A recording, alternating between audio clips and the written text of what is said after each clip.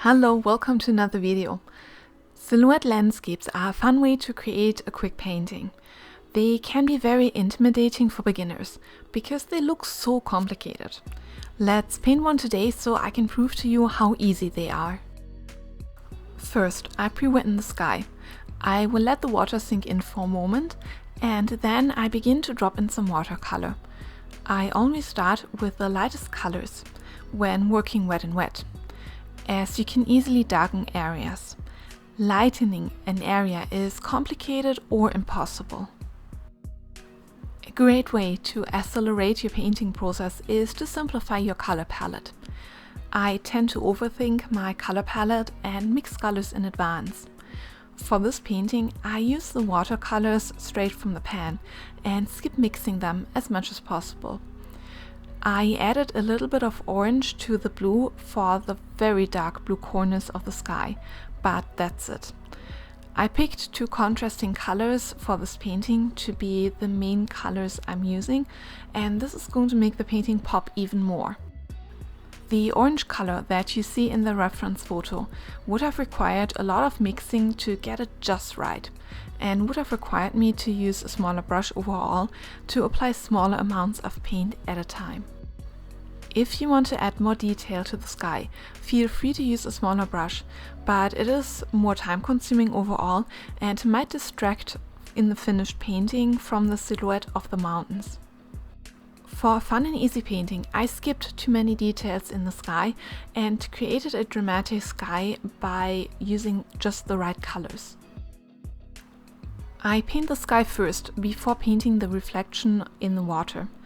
The reflection will have more fuzzy edges and appear out of focus and not as detailed as the sky. Finishing the detailed sky first makes it easier to get the water just right. When I paint the reflection of the sky, I put my reference photo aside. This helps me to get the reflection right. The sky I painted does not match the sky in the reference photo perfectly. For this painting, I need to use the sky I actually painted as reference. Using a smaller sheet of watercolor paper as a beginner increases your chance to complete a beautiful painting because the wetness of the paper is easier to control. When you continue to paint while the paper starts drying, you will disturb the drying paint and it just leaves smears on the paper. A smaller sheet of paper will also dry faster. Before I add the mountains, I let the painting dry.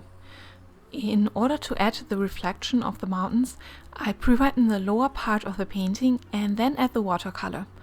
I need to wait for the perfect amount of wetness to be left on the paper, to get the black color to bleed just the perfect amount. If the paper is too wet, the black watercolor would bleed all over the place. The mountains are more detailed and I might have to adjust the silhouette as I paint. Following the reference picture too close might result in the painting to just look wrong. Even though the reflection of the mountains in the water is not as detailed as the actual mountains, the reflection needs to have about the same shape as the mountains. As you can see in the reference picture, the reflection of the lake is rather unusual. There is a bright gap between the dark mountains and the dark reflection of the mountains in the lake. In addition, the reflection is not as fuzzy on the right side. This is what drew me to the reference photo. It just looks interesting. When painting the mountains, I try to keep all of the black watercolor wet or at least keep a wet edge. When painting another layer of watercolor on a line that has already dried, it might result in a hard line shining through in the final artwork. I first painted the fuzzy edges on the reflection and gave it a few minutes to dry while I painted the mountains. The paper should be dry enough to continue with the reflection without losing control over the bleeding.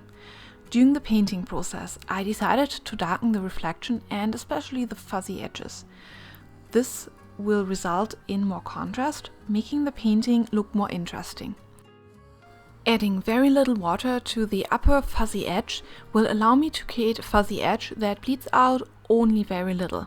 There is almost no watercolor in my brush. Here, I add black watercolor to the paper and soften the edge with a slightly damp brush. This will allow me to keep control over where the watercolor can bleed to. As you can see, I'm going back and forth quite a bit, especially as the paint starts to dry. I need to make sure that the edges are kept soft. At the same time, I need to take a step back and take a look at the reflection. The reflection of the mountains needs to mirror the overall shape of the mountains. There is one way to correct the shape of the mountains or the reflection if you painted them too white or the fuzzy edges came out wrong. You can make the black areas larger.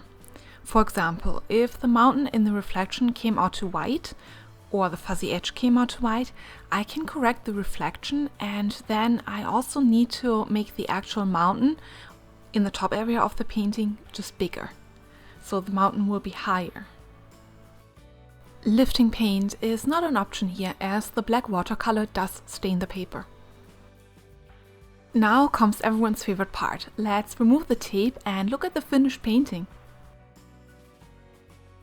Thank you so much for watching my video. I hope you enjoyed it.